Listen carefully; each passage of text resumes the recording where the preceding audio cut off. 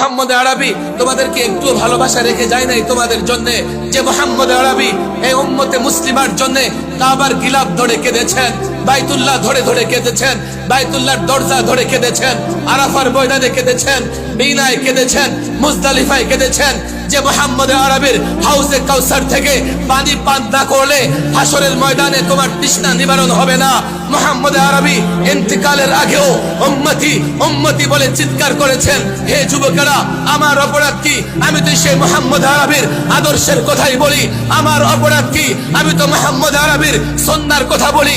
তোমরা যদি অ্যারিস্টটলের ডেমোক্রেসির কথা বলতে পারো, কার্ল মার্কস লেনিনের সোশ্যালিজমের কথা বলতে পারো, জ্যাকবের ধর্মনিরপেক্ষতার কথা বলতে পারো, আমি কেন মুহাম্মদ আরবির কথা বলতে পারবো না?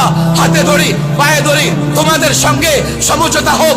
আমি ইসলাম চাই, ইসলাম মেনে দুনিয়ার কল্যাণ চাই, আখিরাতের মুক্তি চাই। যদি সমঝোতা না হয় আমি ইসলামের কথা বলে ইসলাম প্রতিষ্ঠা করতে চাই।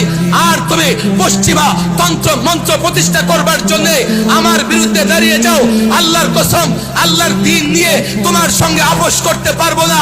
আল্লাহর নবীর আদর্শ বাদ দিয়ে তোমার সঙ্গে আপোষ করতে পারবো না।